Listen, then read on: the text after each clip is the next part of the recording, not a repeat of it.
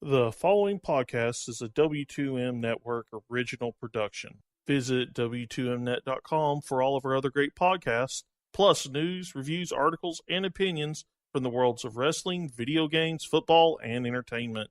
What time is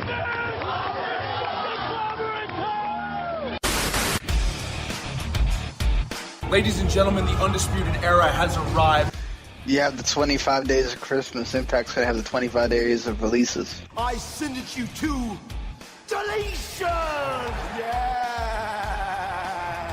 It's hashtag Alpha versus Omega. Let's just say hashtag aroused.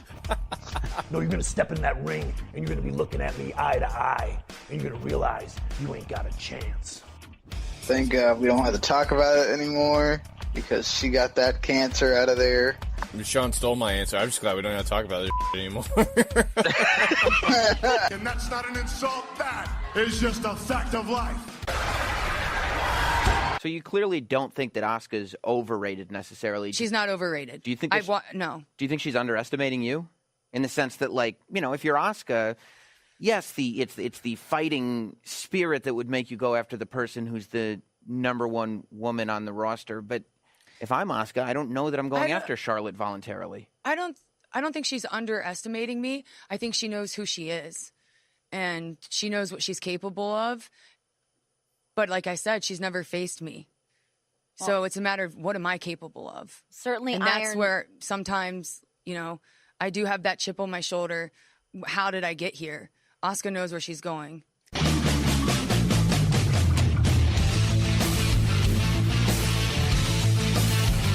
Ladies and gentlemen, wrestling to the max.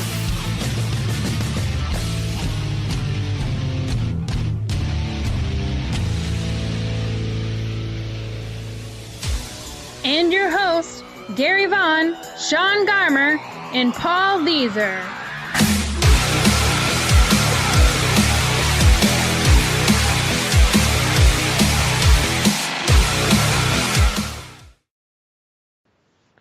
Domo arigato, Mr. Roboto. It's time for another Wrestling to the Max. This is episode 290, part 1, and welcome. I am Gary Vaughan, and along with me is Mr. Sean Garmer. What is up, everybody? Love that you forget to take yourself off mute. Yeah, that's okay. Hey, people were just thinking that silence was a little bit of a dramatic entrance, right? So exactly.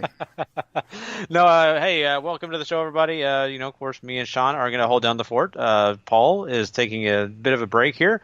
He's been sick, and we want to make sure that he gets healthy, getting ready to rock this next Thursday night. So, hey, that's okay.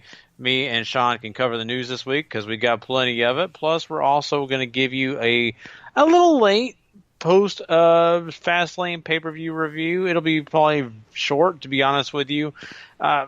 This past weekend has been crazy for all three of us. I had a DJ gig that I had to do, and that's why I wasn't on this past episode. And of course, now you have Paul sick, and also Sean is very busy, so we kind of had to put Fastlane off. But that's okay. This show is going to be shorter just because it's news and all that good stuff. So we figured we'd kind of fit it in here, kind of cover Fastlane. Plus, let's be honest, if you watched Fastlane, it was a quick pay-per-view. It was really just smacked down on some, I don't know, some Advil or something. It really was not anything. Yeah, it wasn't even a heavy-duty steroid or drug. It was just a kind of a little bit of a pep.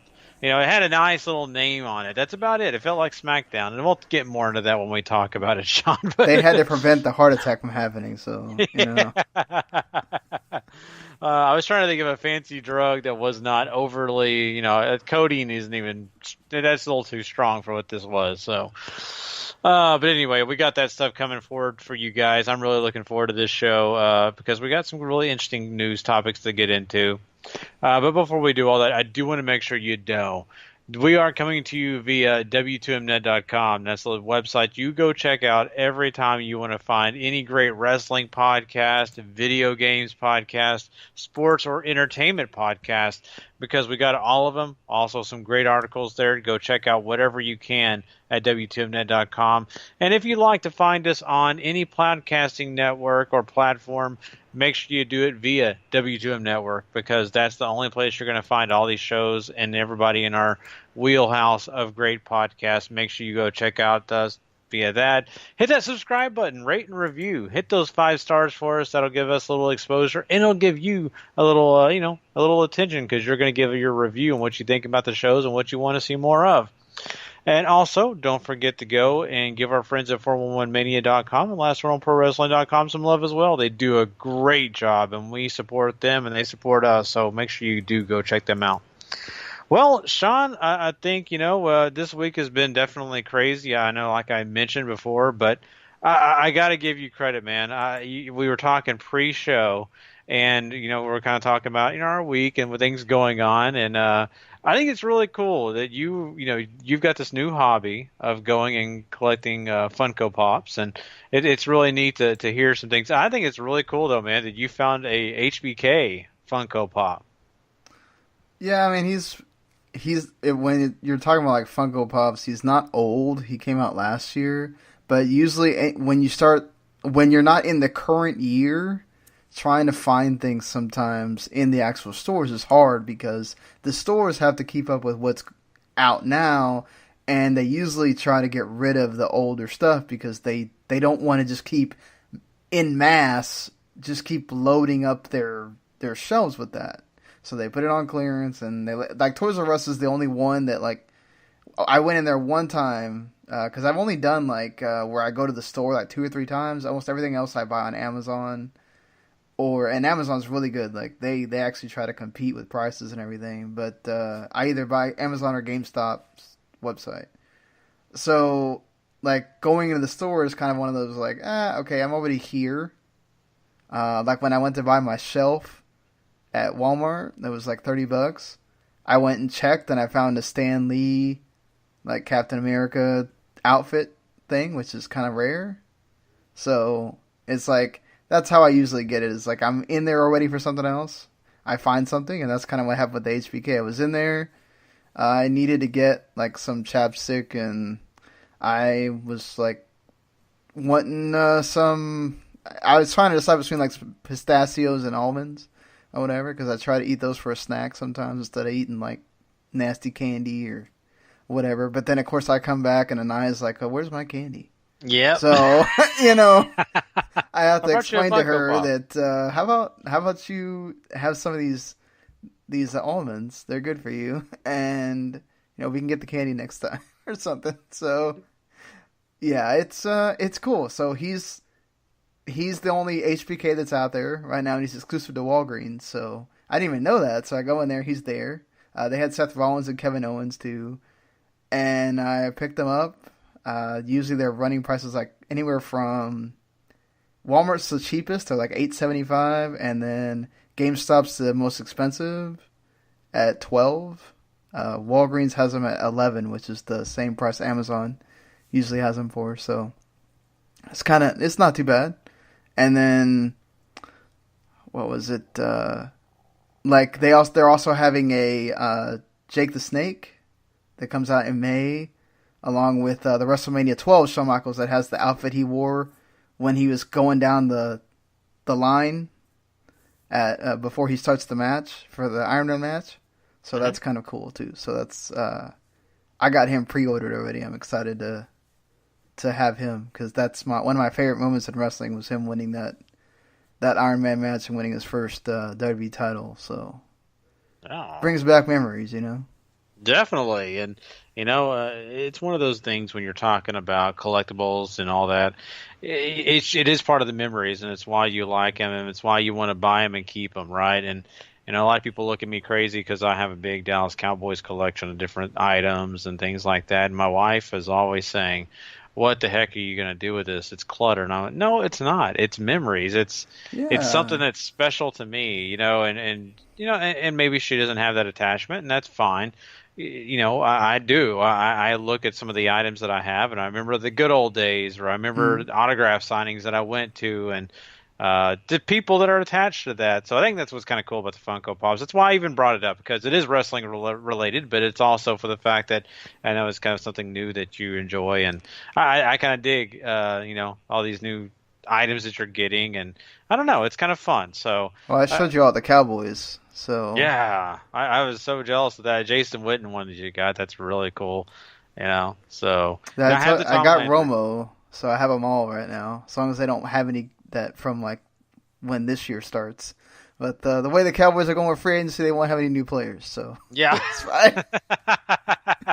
Boy, I don't want to get into that. My heart will break before we even start the show. Yeah. God. But, yeah, no joke. You did that, and that was really cool. And I had, like I said, a crazy weekend DJing a wedding. It's actually a cousin of mine, and, it's, well, technically like a second cousin. Anyway, I went and did that. Did you get to play any wrestling songs this time? I did. I played Sasha Banks. Okay. For the bride when she introduced, I did this, what they call the newlywed game, and so I did that game, and I introduced her to Sasha Banks' music. So sweet. Yeah, so I thought about doing one for the groom, but I kind of thought, you know what, he had a special song that he kind of wanted to be introduced to, which is "Sexy and I Know It," so I did that one. So yeah, right, it was Fred, man. Can't go wrong there. So yeah, the DJing thing is kind of my new little hobby more, because now I'm getting more people asking to do it, and I've got a wedding this weekend, and of course coming up for the American Cancer Society, I've got to do that. So it's another fun event. So I'm kind of getting into that world, and we'll see where that goes. So. Well, Sean, I think it's time for us to jump into some wrestling news, though, man. I think it's time for some quick hits.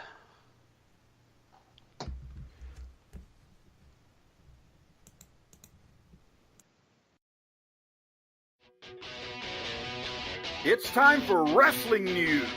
Quick hits.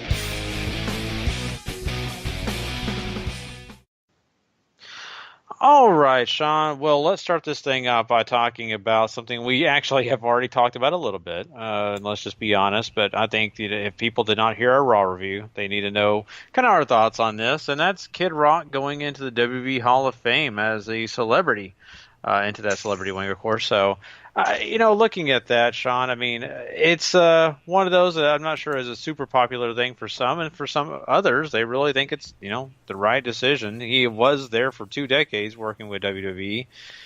What do you think about that? I don't know about 2 decades. The WWE loves to just absolutely, do whatever they want with their history. It is their history after all. They can be as revisionist as they want to be. But seriously, he's not been there with them for 2 decades. Undertaker did the American Badass thing for a while. He's done some songs. It's all that. I mean, look, it's cool. It's fine. Like, the celebrity wing it's a joke, right? I mean, our current president is freaking in the celebrity wing.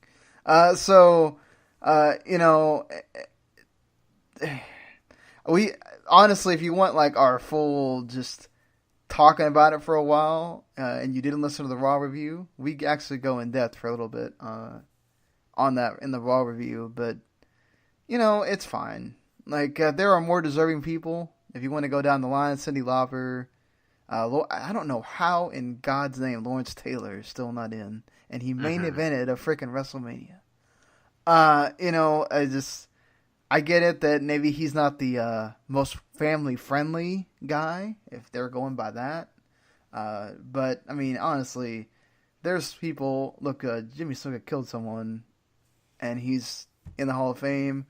Lawrence Taylor did some pretty bad crap. I mean, let's not mince words there. And, of course, you can Google that. I'm sure if, they're really concerned about that kind of thing. But if you're going to do... I hope they're saving him. I hope they're saving him then... for if they're gonna really do another WrestleMania in near the New York, New Jersey area, then you gotta have him by then. I just don't want him to see go in posthumously or something like that because they waited forever. So same thing with Cyndi Lauper. I don't want to see that either. So can we get, if we're gonna have the celebrity wing, can we be serious about it sometimes? And Kid Rock's fine, but Let's get in people that actually deserve to be in there for what they did. Yeah, I agree. And it's kind of funny the way WWE looks at things and why they do certain things, and it kind of makes me wonder on a few things. But one of those big things is, Taker's about to leave. I mean, he's got to. Hopefully, this is his last match at WrestleMania. But if he comes back, is he going to come back as I guess you'd just say this regular classic Undertaker? Or is he, going to come back as the American Badass? I mean, which one is he going to be? And if he does, is he going to, of course, use whose music? Kid Rock. So it just makes you question that. It makes you wonder if that's part of the reason they're doing it this year. I don't know that for a fact. I'm just kind of spitballing here. But also, it sometimes just depends on how they're feeling. And I don't know why they haven't introduced or even brought up the thought process of inducting Lawrence Taylor or Cyndi Lauper. But you're right, Sean. Those are two people I think are slam dunks if they would just go ahead and do it, for God's sakes. Well, if I'm Fred Durst, I'm sitting there going, well, if Kid Rock's getting in there, I should probably get in there too then, right? Yeah. Which, I I mean, he did some WrestleMania songs. I mean, he did look, I mean, My Way was before... It's one of his songs that they would just allow to be one of the themes to WrestleMania, but I mean, like, that's one of the most iconic hype videos for anything WWE ever. That WrestleMania 17 with Rock and Austin. So just that by itself, he's did other songs for WrestleManias, and of course, the Rollin' song I think had more time with Taker than the American Badass song. Mm-hmm. So. He was in some video games. I mean, the dude went around with WWE for that, like, Attitude Era period there. So, I think he has a fair enough shake, just as much as like Pete Rose or Kid Rock does. So, why not? I think you're right. And, the one thing that, I often think about with Fred Durst is I feel like there was a point in time where he criticized WWE for something, and that may be why they have not done that. But, they've gotten over things in the past. I mean, my God, Jim Cornette, at least got to show up to a Hall of Fame, and he'll probably be inducted in the near future. So you can't really go by those type of things. But I just kind of feel like there may be something or some reason Fred Durst hasn't been mentioned yet. But I'm sure he'll get in. I mean, my God, the people that they already have in there, oof. Really? Yeah. Well, let's talk about something that's, like I said, Sean, you made a great point. If you want to come here and us really get in depth on that conversation, go check out the Raw review. Trust me, it's quality time. No sense in repeating for people who have already heard all that. Let's go ahead and talk about Jeff Hardy. Now, I know a lot of the wrestling fans are kind of curious what we have to say about this, and this is something that, I really feel like is a sad situation for Jeff. Jeff Hardy, if you did not know, got into a car accident this past week and got himself in a little bit of trouble because it wasn't just a car accident. He was actually drunk, got a DWI charge because he blew 3 times the blood alcohol content level that he is supposed to have. So this guy was really blasted out of his mind, drunk, and he also caused damage to the guardrail that, of course, the state has, and his own vehicle, his Cadillac. And this is a situation where we don't know really what's going to happen when it comes to WWE. It looks like he has already had his license suspended for at least 30 days, and we don't know what the first, further punishment yet. So this guy, just seems to do really well for a long time, and then all of a sudden, I don't know where he falls off the wagon. It seems to happen a little too much for my taste. And not only that, this is the worst time ever to be getting into this kind of a situation because, the whole broken universe is actually coming to life, even though it's woken right now. It's coming to life in front of us, and now here we go again. Something to mess it up. I really am bummed out about this, Sean. Yeah, it sucks. I mean, let's be fair, though. I think that Jeff is not technically part of that universe yet. So him not being in the Ultimate Deletion or yeah, it's Ultimate Deletion is not the end of the world. So, and he's injured too. So it's not like it would have been a great idea to have him do something and, possibly injure himself again, or, if he shows up there, then people are going to be asking, why is he not on WrestleMania? Why is he not on Raw?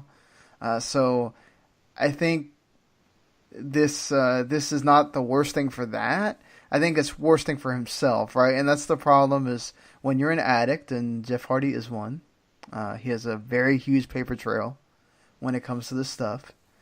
And when you get injured, and we don't know if he's I assume he's taking the pain medication. He might not be, though. But either way, that's part of it. You get injured, you now have a lot of downtime. And your brother's out there doing WWE, so he's not around. He has family. He has the family. I don't know how much, Rebby's around and all that stuff. But you get down, right? Because you're making this big comeback, and y'all are getting ready to debut the Broken Universe. You knew it was coming, right? And so, it's great for Matt. He gets to really, bring this thing together and hopefully finally get it over in WWE. Jeff doesn't really need that, let's be honest. Jeff could just be Jeff Hardy away from Matt, and he'd be fine. Like, people would just totally be great with just Jeff Hardy. But this is bad in furthering the problem that we've seen him have for many years. Getting drunk 3 times the limit is never a good sign. And I feel like he may not get any punishment because he didn't go to jail. He might get some kind of fine. He's already basically serving some kind of suspension, right? He's not on the shows. So he's only getting the downside right now. He's not getting anything for performing. So that in itself is already sort of a punishment, even though it's not WWE inflicted. Does he really need something else on top of that? If he was on Raw all the time, then maybe you do the suspending him for 30 days thing from WWE as well. But I don't know that it's necessarily, needed. He caused a bunch of damage, which, that's, I don't know how much of that is a drop in the bucket for Jeff at this point, but I'm assuming he still has some money. And it's a bad sign for WWE. You hope that this doesn't happen again. But I think not being able to drive for 30 days is a big deal in itself. And, of course, that doesn't stop people from driving anyway, but, you know what I'm trying to say. I don't want to keep belaboring this point, but I think if he wasn't injured, it would be a bigger deal if he wasn't suspended or something. But he's injured, you don't need to add on. No, I agree. And really, honestly, it's the fact that, he's not performing like you're saying, where that they have to stop a storyline or they have to alter things midstream. So it's not going to affect WWE in that manner. So what's the purpose in really giving him more of a hard time? I think it's more of self-image. WWE does not want those bad news publicity stories at all. Whether it's drugs, alcohol, or just, bad relationships between people and fighting, like Rich Swann's situation. So I think WWE is really cautious nowadays, and they're probably not going to be in favor of this too much. And if nothing else, they'll just keep him off TV longer, and that's a real big bummer. And yeah, you're right. The Woken universe, what it is right now, doesn't really include Jeff a lot. So they could probably keep it that way and hopefully still get it over to the level that they want it. But he did really add something to the Woken universe, or Broken, whatever you want to call it. He just, at that time and point, Brother Nero was a nice piece of the puzzle. So not having that piece, it will kind of make it feel a little, not as lackluster as some people may think, but I think it'll kind of take something away from it. I hope not, though. I really don't. I really hope that it's going to be something special no matter what. And I look at the fact that, Jeff is a guy that has problems. WWE knows he's had problems. And maybe this is not such a big surprise. Maybe backstage people know that he's kind of crazy sometimes. And hopefully they understand that, when you hire Jeff Hardy, you're hiring somebody that's not always going to be on the up and up on stuff like this. So I just really hope this doesn't affect Matt as much as Jeff, because I think Jeff, this is a self-inflicted problem. Matt's dealt with this, right? So I think he's He understands this is a possibility. Again, like, you don't plan on getting injured. And when you're an addict like Jeff, being away from what you want to do, that's depressing, you know? And so you go to alcohol, you go to the pain pills, you go to all that stuff, and it's just a cycle, right? And the only thing that can really pull you out of it is getting to do what you want to do again. And that's going to be a while for him, you know? And I think the people that are clamoring for him to get suspended, we have to also remember this is just like the law, right? Had he hurt someone, that's a whole different deal than had he just caused $15,000 worth of damage to the road or whatever. Because then the police has to classify that as a whole different thing. He might be doing jail time or probation or whatever. Then WWE probably has to step in and go, okay, you hurt someone else. This is definitely going to be in the news now. We have to suspend you because you did bodily damage to another person because you were negligent. This is kind of one of those things where, okay, you only really did damage to yourself. You're having to pay some money. You're suspending your own licenses. And you're already injured. So maybe they wait till he's uninjured and they do something. We've seen that too. You know, they don't like to do anything when people are injured. But then as soon as they're not injured, they may just decide to, you know, book Jeff Hardy in some crappy matches for a while. Or something like that. So... Yeah, and that's not something that's far from what they like to do. Let's be honest. We've seen the people that have been in trouble and them have to get jobbed out for, you know, a little while. You know, even Roman Reigns went through it. So there's no one too big for that kind of treatment. So let's see if that happens to Jeff. But, you know, like I said, I worry for Jeff a little bit, but it's not so much like in scenarios we've talked about in the past. I mean, you've got, you know, these people who, you know, put themselves in these situations. It's self-inflicted, and they have to get over it. And I just worry a little bit for the fact that, you know, he's also got a brother here who they're kind of tied, and sometimes WWE puts them together even when they're really not together. So let's just hope it doesn't affect what's going on with Matt. But yeah, I mean, we'll get more further information about Jeff. I mean, let's be honest. There's no formal punishment yet from WWE or the court of law. I mean, all they've done so far is suspend his license. So until we get more information, we're kind of playing hearsay on a lot of this stuff. Let's talk about something that's not hearsay, and that's the fact that WWE is going to take on Glow. Yeah, I'm not saying this to be you know, promotion-wise or anything like, you know, Impact Wrestling versus Lucha Underground. No, this is going to be something different than you ever thought. WB and, of course, the actresses of the Netflix show Glow are going to take each other on TBS on the show. Well, it's Drop the Mic. That's right. If you've ever seen the show, it's a rap battle show, and they kind of have celebrities go back and forth in rap battles, and it's just a good time all around. There's plenty of them. If you haven't seen it, go on YouTube. There's some really, really good clips on there. But I love the fact, Sean, that, you know, you've got WB with some superstars who have some personality. The superstars that are going to take on Glow is going to be the Bella Twins. You're also going to have Carmella along with Alicia Fox. So I think it's going to be a really good time all the way around. They do a great job with this show, and I'm really curious how good of a rapper any of the ladies from WB are. Not only that, just the actresses from Glow. Well, Carmella might have some of her reputation on the line there, so, you know, may want to make sure that she performs pretty well. If Allison Brie is involved, you might remember that she did some of those on Community, so she would probably be the best one out of the whole bunch.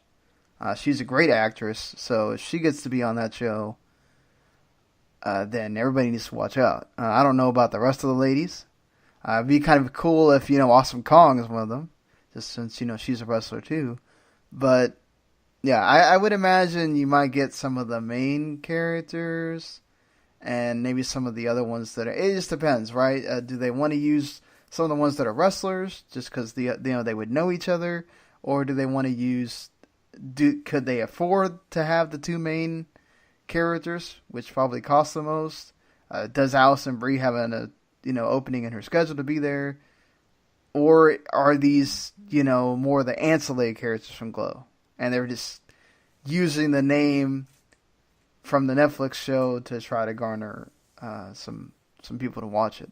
It is on Sunday, so if you do have TBS, you can check your listings, and if you want to hit the DVR, or you could probably wait a couple of days and it'll show up on YouTube. You can go on YouTube, like Gary said right now, and basically watch them all on the Drop the Mic channel. So it's up to you. They're like, I want to say they're like 5 to at the max 10 minutes, depending on, I think they have some like that are groups, like Boyz II Men does one against, why can't I remember right now? I just said it to you before we started. I think that's a longer one because you got 3 different people. Yeah. But most of the ones that are one-on-one, like you got Topanga against Jonathan Lipinski, that one's like 5 minutes. So, and they seem kind of fun. I watched some of them, and it's gonna make you laugh at least to see the Bellas out there doing that stuff. Oh, definitely. So, I mean, like John Cena needs to make an appearance, right? And drop it on them for everybody. I know, that'd be part of her training is sitting with John, trying to get ready to do this thing. Let's go back to the prototype. Yeah, let's go back to the basic thugonomics. John, and if she drops a "these nuts" line, we know what happened. Exactly. Yep. I love it. And yeah, you were talking Boyz II Men as Rascal Flatts was who they took on. Okay, that's right. But the ladies that'll be from Glow will be Kate Nash, Jackie Toon, along with Sunita Meni, and of course Brittany Young. So no Allison. Kate Nash is probably the biggest name out of all the ones there. So sad. Wow. Allison Brie could have really kicked some ass. Yeah. But that's probably why they didn't. They probably wanted it to be fair. Yeah. I don't know why they didn't, but yeah, I mean, I think it's gonna be fun. I think WB always tries to get their name out there no matter what, and I think they're gonna represent pretty well here. But it's just gonna be fun. So definitely go check it out. March 18th again. That's when you can go find that on TBS. Sean, we did the Monday Night Raw review, and we didn't make a big deal about it, but Ronda Rousey was not on that show. And remember the fact that WWE had advertised she was going to be on every single Monday Night Raw leading up to WrestleMania. Well, they had to apologize because, they reneged on their promise, and all the fans were not happy that they did not get the chance to see who was advertised, Ronda Rousey. So instead of, just saying sorry, they apologized by handing out mini Snickers bars to the fans coming into the arena. And I think that's kind of funny. I never, put that together, but I think that is kind of cool. Well, if, you go by the commercial, makes sense, right? They're waiting for her, so, you act like someone else when you're hungry, eat a Snickers. Yep. There you go. I mean, it's silly. It's absolutely silly. But I mean, they could have given refunds if I guess if somebody asked for them, right? Yeah. But it does say card subject to change, and I guess it's nice that they got something out of it. I know. But mini Snickers, I mean.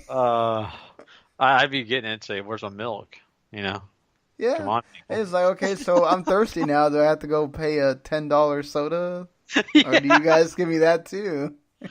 You should, and yeah, my hands are gonna be a little messy. Can I just have one of those T-shirts too to kind of wipe my hands on? Yeah, exactly. Comp me the $25-$30. Yeah. I think it's a cute little idea that they came up with, and it's nice. At least they did a little something, even though it was nothing really. But yeah, I mean, it makes sense for them to try to make good with their fans. The one thing though, people were kind of curious what Ronda Rousey was doing. It wasn't the fact that she went to go film another movie or she was just not wanting to show up. She actually had medical testing that was already scheduled in Pittsburgh, so. That's fair. I mean, hey, she's got to go do that kind of stuff. If it was already scheduled, I mean, you have to deal with it. So yeah, for sure. I mean, the only thing that could have been better was Big Show coming out and handing out those little mini Snickers. Like, man, my hand is like 20 times the size of these things. I don't know how I'm gonna get this out in the crowd, but here you go. He could probably palm about 20 of them. Yeah. So, golly, talking about Big Show, Sean. Big Show hasn't been around, and I don't think anybody's clamoring, "Where's Big Show?" There might be some Big Show fans out there that do, but I don't think it's a majority. No hate towards him. It's just, he's been there. He's been a guy that's been around, so he's not somebody that, is new and upcoming. Big Show's contract ran out about February, but he's still with the company. He's not a free agent, technically, because WWE asked him to sign up for an agent's deal. So he is still technically a part of WWE, but without really honestly working for them. What's going on here really is, to be honest with most people, is the fact that WWE is just wanting to keep him under contract so no other promotion comes around and tries to woo him into doing a big match on their show, or go somewhere and do, maybe Lucha Underground, or heck, Impact Wrestling would love to have Big Show show up for at least a couple matches to do something to pop the rating, right? Oh, God, they give Big Show the championship. Oh, yeah. In a heartbeat, they would. Yeah, you're right. So, and Big Show has been honest with people for a long time now that he's pretty much done. He wants to retire. He's kind of, moved on past the idea that he's a full-time wrestler. So, I get it, and I get it from WWE's point of view. I mean, you want to keep the guy on your side of the fence just so that when you need him or you want him, he's there, right? You can do a special match if you want, or he's a great promotion kind of guy. If maybe he shows up to an arena while people are, buying tickets to a certain show, and he can sign autographs. That's a big deal. He can do all the impressions. Schuster could be out there and everything else. I mean, like it could be absolutely amazing what we see out of there. I think also he lives in Tampa, or in Florida, and I think he'd be great to pop into NXT here and there. He is a special guy. He has a special skill set that you can learn so much from. I mean, look how many big guys WWE has down there. All these former football players and all that. Guys that you can bring Show in to be like, this is the quintessential guy you want to be. Look at everything he was able to accomplish. And, I mean, maybe he never rose to the absolute pinnacle or whatever like some of the other big stars, but, you know who Big Show is. He stands out, obviously, because of his size and everything, and he was very mobile for his size, too. So, I just think he'd be tremendous for helping down there. I don't know that he'd do it all the time, but to pop in here and there at Triple H's request or whenever he felt like it, I think that would be kind of cool. Yeah, that's a really valid point. And, there's always things that Big Show can do to help. There really is. All those things you just mentioned, like I said, promotional things, and just to have the guy as a part of the team going forward, not a bad deal. It really isn't. And, he's just really, let's be honest, a name that people know and will pay attention to compared to, some of the younger superstars that not a lot of the common fans or just, let's be honest, people out there in, the unwrestling worlds, right? You send him to the Grammys, people know who Big Show is. They don't need to know that he's a part of WWE, but they do know he's a part of it. So, but yeah, I mean, so that's good for Undertaker. We have another legend in the the Undertaker I'm talking about now. The Undertaker, and he is a guy that we've been kind of curious. What's he doing? Is he coming back? Is he actually going to answer John Cena's, big challenge or what? We all assume he is. Well, he's actually advertised for another event before WrestleMania, and that is the Greatest Royal Rumble in Saudi Arabia. And people are kind of thinking, wow, is he going to come in here and have a match on that show, or what's he doing there? And we really are unclear if he's going to have an actual match, but he's advertised, so he's going to show up, and I would assume he would. Maybe this is a good practice, match for him or whatever. But, this is, to me, it's good for WWE because they're getting a huge name on a show that they want to get a big crowd response from. So, Well, another guy, you just mentioned his name, and people are going to buy tickets. What do you think about this, Sean? I mean, do you think it's in his best interest to try to have a match here, get warmed up for WrestleMania, or what do you think? Well, I mean, in the Royal Rumble, you don't have to do a whole lot, right? He could come in like number 40, number 45, hell, even number 50, and be a nice surprise for the whole crowd, and you get his entrance, and then he goes in there and whoops some dudes, and maybe he wins. Who knows? You know, I don't know that you want him taking too many bumps before if he is going to wrestle John Cena at Mania. I do think it's a refresher. I think, even if he doesn't wrestle, just having him go out there, hear the gong and all that, I think the fans will be totally happy with that, right? But, you know, again, if you want him to have some ring shape and be in front of a crowd and kind of see what he's like, right, you know, what kind of build he's in, this is a good match for that. Mm-hmm. Yeah, you're exactly right. And, you know, he's a guy that, and he's got all the experience in the world, but his body is just not there like it used to be. And it's really going to do him some good to, you know, take a bump or two if you know, he is going to wrestle. That way that he can get his body kind of, you know, in the, I hate to say it this way, but back in the groove of things and actually remembering. Shape. Yeah, ring shape. That's the best way to say it. I don't know why I couldn't say that. But I was just kind of thinking to myself, you know, his body's got to remember what all this feels like again. I know he's done it for years and years, but the I mean, let's be honest. Pains that I'm sure he doesn't want to remember. Yeah. And, you know, we saw, let's be honest, I mean, this guy against Roman Reigns, he looked like he was just out of it at times. And that's what concerned me. He's in his 50s. I mean, I know. He really shouldn't be doing this anymore. I agree. But they keep pulling him back. So yeah, and you know what? And they're pulling him back too. But I think honestly, it is Undertaker to some extent. You know, there is some fire in him just saying. Yeah, there's some pride. There's some money involved as well. There's a lot involved there. You know, WrestleMania is his yard, and I'm sure if he feels he can do it, and perhaps maybe John like asks as a personal favor, like maybe this is one of my last matches, perhaps my last WrestleMania match for sure, and I want it to be against you, or people have really wanted this match. This is like the last year we can really do it. Why not give it to him? You know? Yeah, that's true.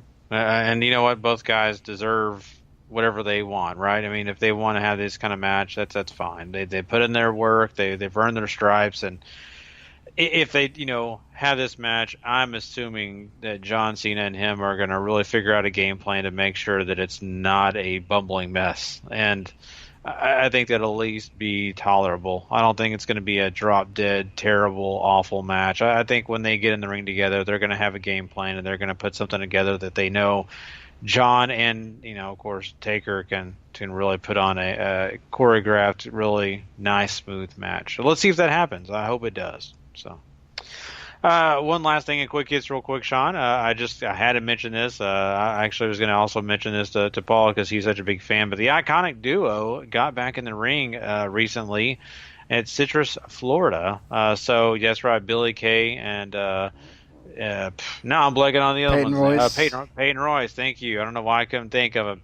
They're actually back in service, so that's good news for you NXT fans, as like me and Sean and Paul. That's a really good deal because they've been away for a little while and kind of curious what the heck happened. So I'm really happy Sean, the Iconic Duo, are back in the groove. Still the best part of the women's division, so yeah, in NXT, and yeah, there's more you can see them. Hopefully, you get them back on TV pretty soon.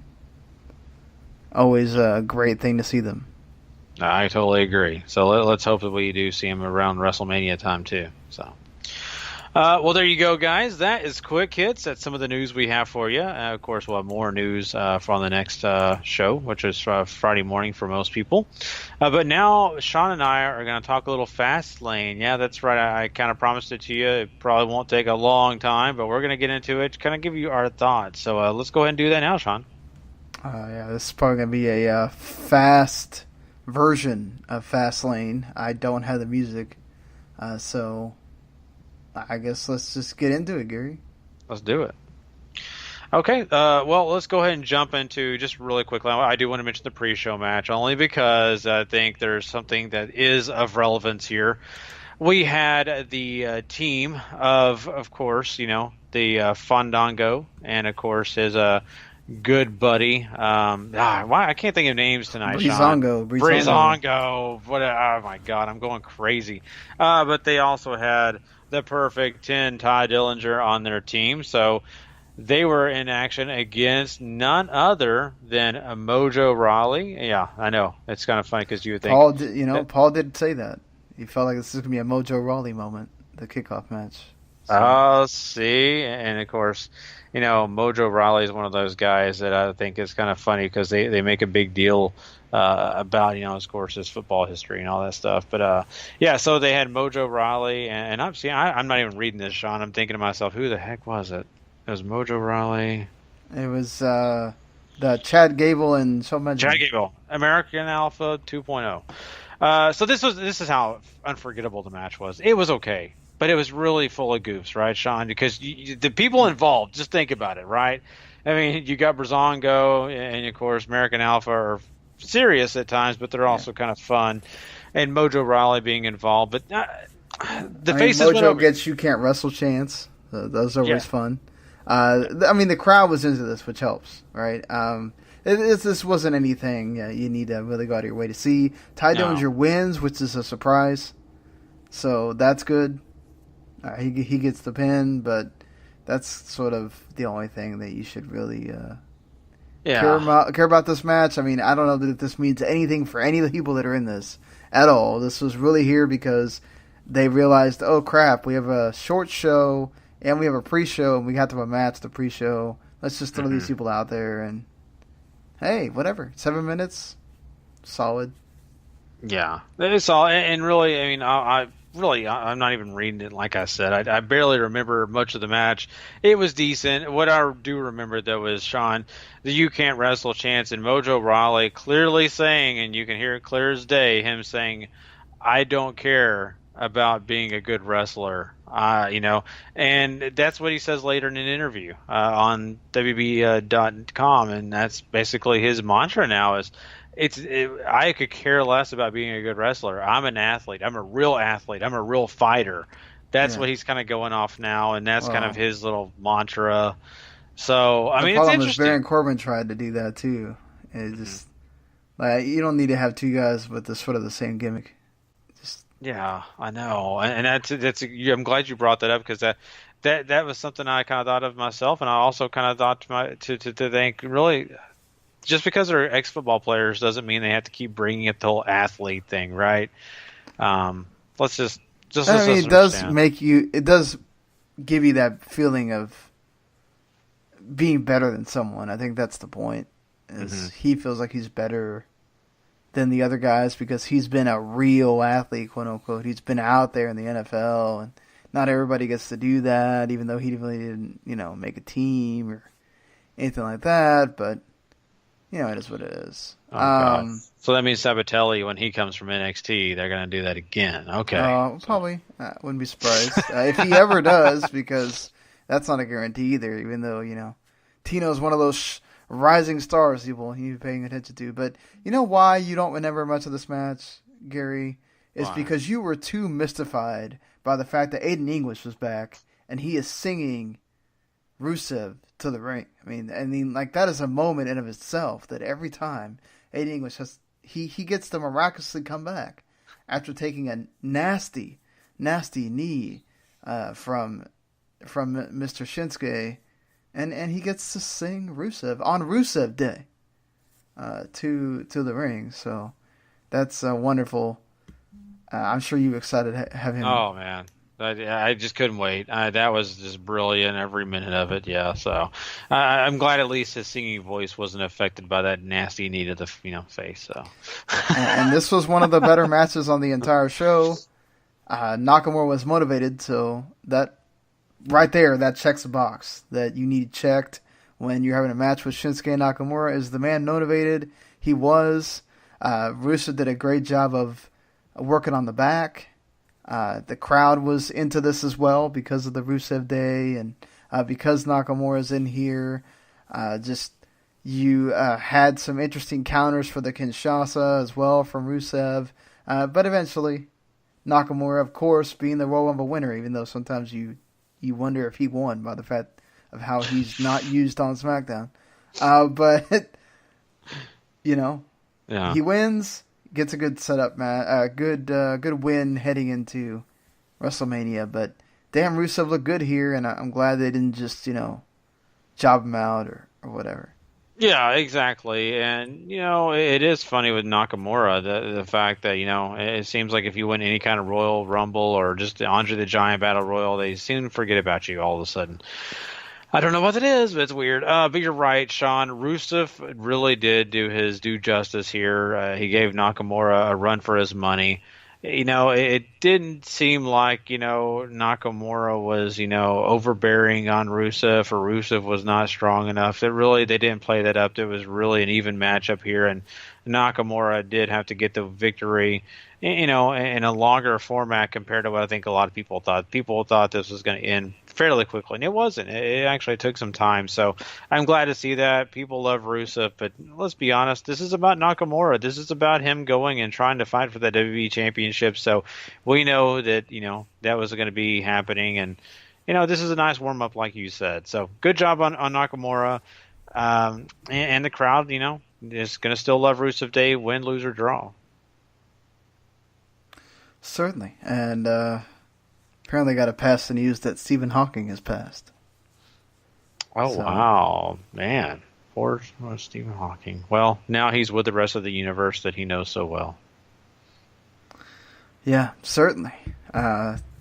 It's amazing what that guy has done and a celebrity that he has made for himself in his years, since everything that's happened to him. So it's sad, but it's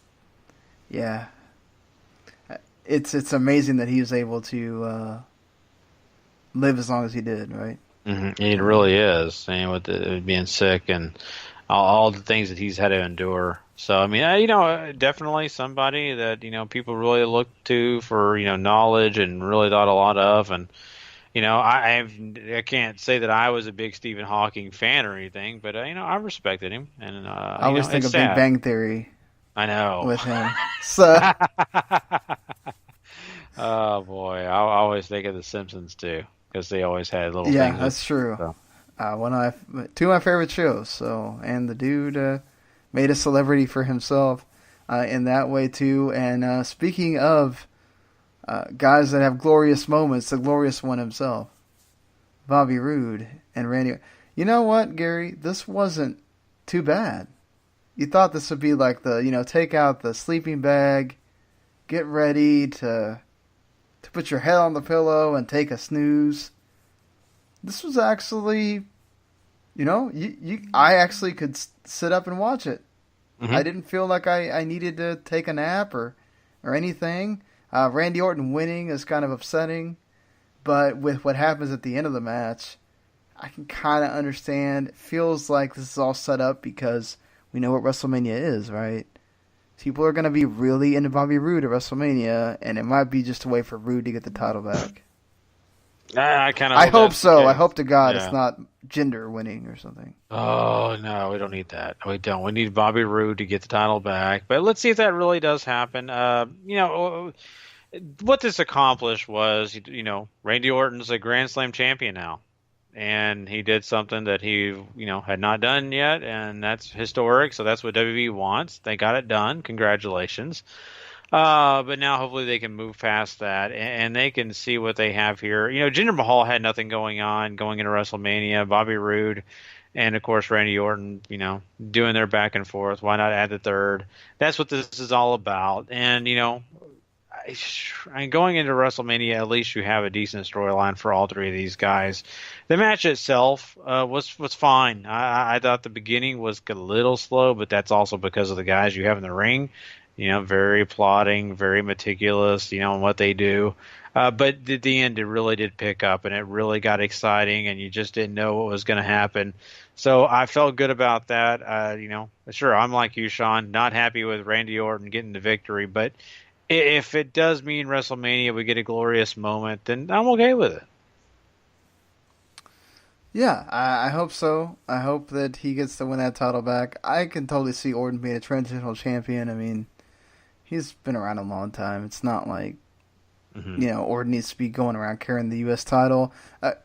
If anything, it does give the U.S. title some legitimacy because Orton is a veteran. He's a guy that still has a lot of stature in WWE. People are going to pay attention with Orton being champion. So let's see how they do this going into the WrestleMania. And if Orton does wind up retaining again, it's not the worst thing in the world. It gives more stature to that U.S. title. Just let's hope they do this right, and it's not like another Orton and Jinder feud for freaking 3 months or whatever. We don't need that again. Yeah, for sure. Well, what do we have next here, Gary? Well, I probably won't. I don't have this all in order, but I do know that we have an interesting match with the ladies. We have Naomi and Becky Lynch taking on Natalya and Carmella, and this was a match that was okay. I mean, it was fine. Yeah, nothing super spectacular. What surprised me, though, Sean, was the fact that Natalya and Carmella did get the victory here. And that's okay, because I think a lot of people felt like Naomi and Becky Lynch had this in the bag. It was no big deal. But to me, really, it does help Natalya and Carmella a little bit more. And, I also like the fact that we did have Becky Lynch obviously pissed off in the ring. That, of course, is going to bring out more stuff in the near future for the feuds that they come in contact with. But, an okay match. I really wasn't over the moon for it. No. I mean, this is kind of just here because they needed an extra match. The ending was kind of messed up as well. Yeah, the most surprising thing is that Carmella and Natalya win. Looking at it in retrospect, because of... You kind of knew that Charlotte was going to win. That was sort of not in doubt when you know that there was a big match for Charlotte on the horizon. Having the heels win in the other women's match is not totally surprising either. Yeah.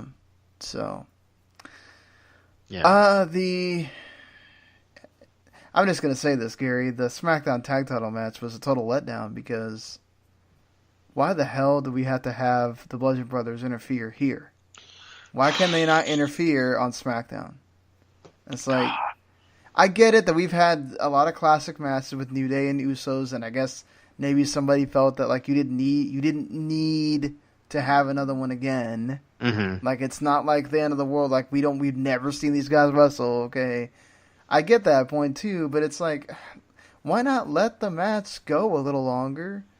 And you could have the Bludgeon Brothers come out after, or interrupt the moment that's supposed to be the absolute ending or something.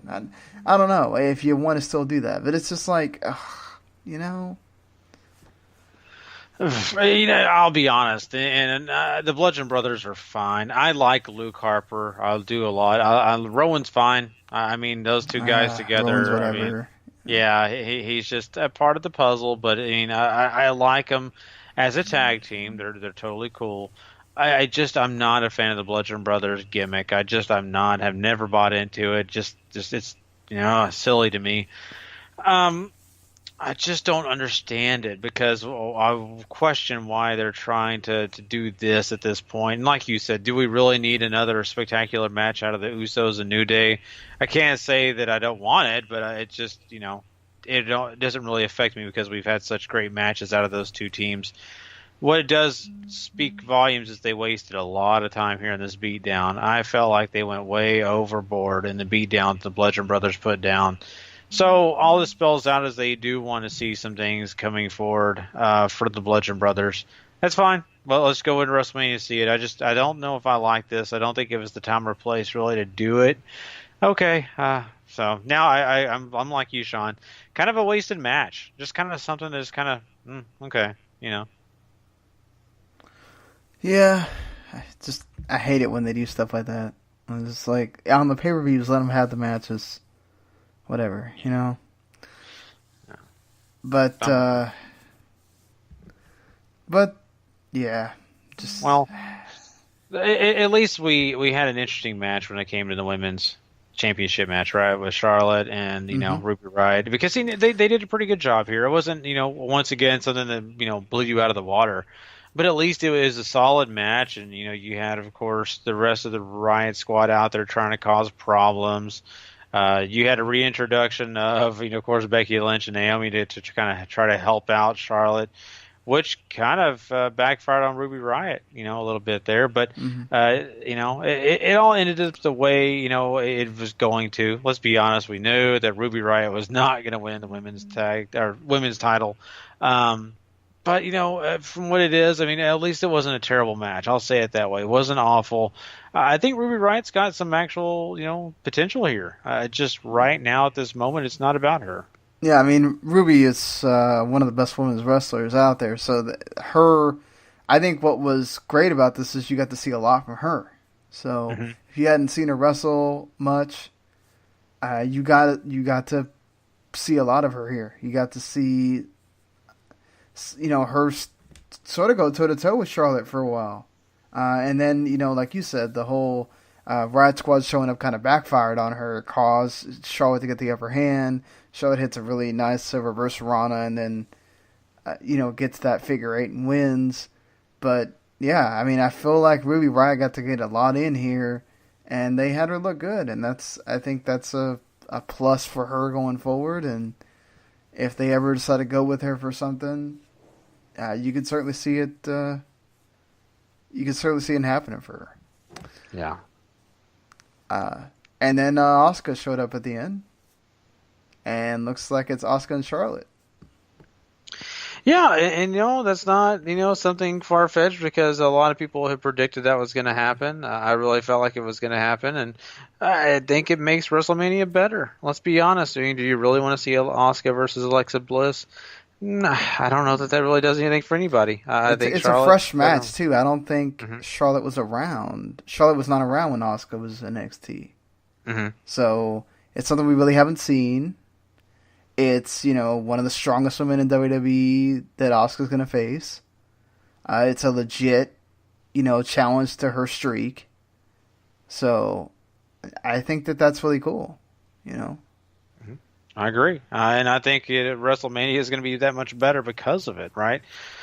And it also begs the question, you know, are they still planning on Asuka losing to, you know, Ronda Rousey? Or is this a situation where Asuka switched brands and, you know, maybe Charlotte becomes the first one to beat Asuka? Those kind of questions always pop up in your mind. So I think going forward, especially if that happened at WrestleMania, think about that too, Sean. Think if Asuka was defeated at WrestleMania, that would be definitely a big moment. But yeah, for sure. You know, I don't know if that's the route they're going. I kind of hope not, but I could see it being a big possibility with the way that they like to be, you know, shock and awe at WrestleMania at times. So I could see Asuka winning and win that big championship at WrestleMania and continue the streak on. I feel like Charlotte shouldn't be the one to defeat it. It should be somebody else that they really feel is gonna benefit. Charlotte doesn't need it, right? She doesn't need the beating Asuka streak. Let somebody have it that can benefit from being the one that beat it, you know? Well, now that you said that, Sean, what's going to happen is, you know, Asuka's going to become the women's WWE champion, and then Carmella covers her for the 1, 2, 3 for, you know, the briefcase. Wouldn't be surprised. That's not of WWE's realm possibility here. Yeah, I don't know that's for a fact going to happen, but I just when you saying someone who needs it, Carmella definitely could use that kind of a pop. Yeah, the heat she's going to get for that is crazy. You know, you would think. I mean, let's see. She may not want to show up to SmackDown the next Tuesday.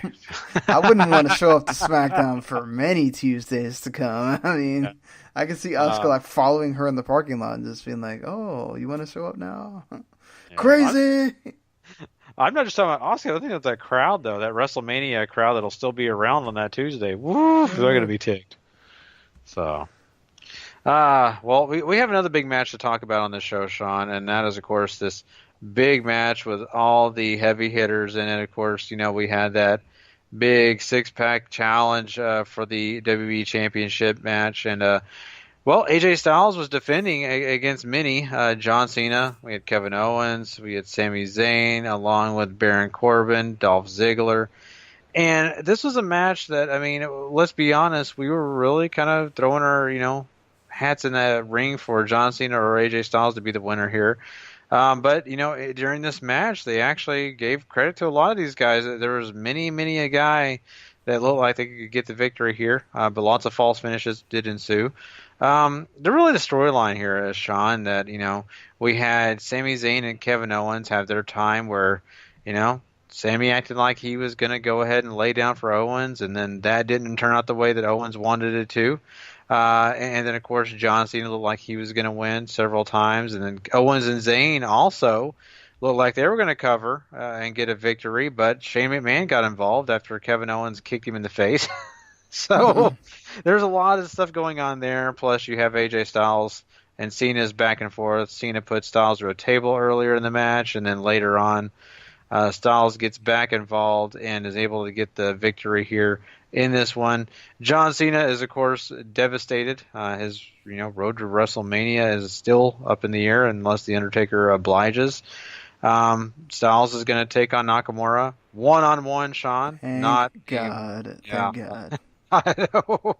And then it leaves, of course, Dolph Ziggler, Sami Zayn and Kevin Owens. They kind of have their thing. Dolph Ziggler and Corbin are like the only ones that don't really have an exact thing to do. So that's why the Andre Battle Royal exists. Yep. So, well, there you go. How did you feel about the completion of this match and what all ensued?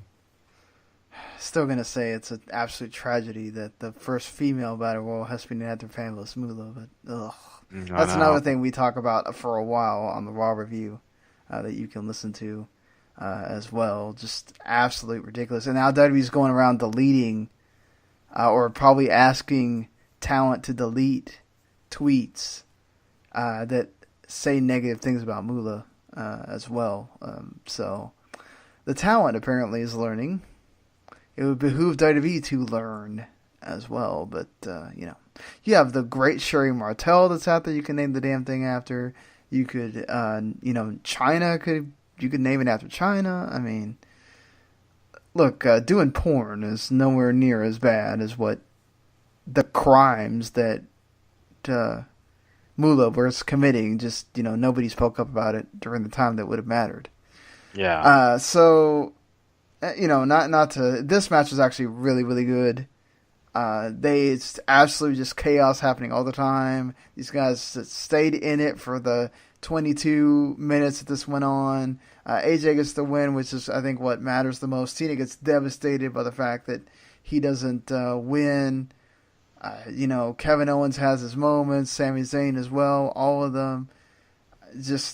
I'm just glad that AJ won outright. It's AJ and Nakamura. No ifs and buts. No, oh my God, this happened. No, we're trying to push this for another couple of weeks. Just, okay, now we can build up to the match that a lot of people want to see, that it's a dream match for a lot of people, that even if you saw them win in New Japan, you get to see if they can even top that match, because that match is pretty great, let's be honest. And, it just continues a lot of the stories that were going on in this match and puts a nice, really good cap on the show. Yeah, it sure does. And, people are happy walking away. AJ Styles still your champion. You get, the rest of the stuff falling, into place because, I think people really were kind of curious what was going to come from Kevin Owens and Sami Zayn. So you got that answered. Shane McMahon will be involved somehow, some way. I'm really kind of curious how Daniel Bryan's going to come and interact with this whole thing. He was at a wedding. That's why he wasn't there. So he chose a wedding over being Fastlane, which is kind of hilarious. But in the end, I mean, you're right, Sean. This was, a really solid performance here. We usually give a rating of the show, and I'm going to throw one out there. I think there were some fine matches. I don't think that this show was overbearingly great. I for a fact would say a majority of this card was exactly fine. That it was decent. It did a good job. I think the main event did do a little bit better job than the rest of the card. I would go with probably a 6. I think it wasn't awful, but it also wasn't over the top grand. And that's where I was going with it. 6. The women's match, I think, women's championship match was good. You got to see a lot of Ruby, and Ruby got to stand, seem fairly confident to Charlotte, even with the interference. Nakamura Rusev is very good, worth watching, and especially you should go check out it's like borderline between really good to great, and it's worth watching as well. The 6-pack challenge, AJ Styles and John Cena. So you have 2 really good matches on a pay-per-view that like not a lot of people had any expectations for. That's pretty good in my book. The women's championship match is also good. And yeah, so 3 matches that are worth your time. I'd say that's a pretty solid show. So 6 is pretty fair. Yeah, exactly. So there you go. That is our Fastlane review. Once again, we apologize. We didn't have it, of course, Sunday night, but things get crazy sometimes. That's the way things work. So at least you got it now. That's the positive, I guess the positive thing out of the whole thing. But yeah, that pretty much wraps our show up. I want to say thank you to everybody listening. And of course, we want to make sure you go and find all the rest of our great content at W2Mnet.com. Hit that subscribe button over at W2M Network, the place where you go get every single great thing that you can think of under the sun when it comes to sports, wrestling, of course, video games and entertainment. Make sure you go hit that subscribe button and rate and review. Give us those 5 stars and give us also your thoughts on what we do. And plus, FormalWomenMania.com and LastOneProWrestling.com are also supporters of ours, and we support them. So please go check them out. They got some great articles and some other great content. So make sure you go do that for us. We will be back Thursday night. Of course, it'll be available Friday morning for all you driving on the way to work or whatever you're doing Friday. We'll be talking a lot about some of the possible news that will be coming out after we do this podcast. And, of course, we'll be jumping into some New Japan talk. Sean and Paul will have quite a bit of stuff to talk about for that. And we'll also be getting into some Ring of Honor along with Impact Wrestling discussions. So some really great stuff to get into this next show, and of course crowning Superstar of the Week for this week and last week, so make sure you find that as well. So good stuff coming your way on part 2, and make sure you join us for then. And well, Sean, I think we're done for the night, so I think last thing to say is hope you guys have a great rest of the week until we see you on Friday morning, and catch you down the road. Later.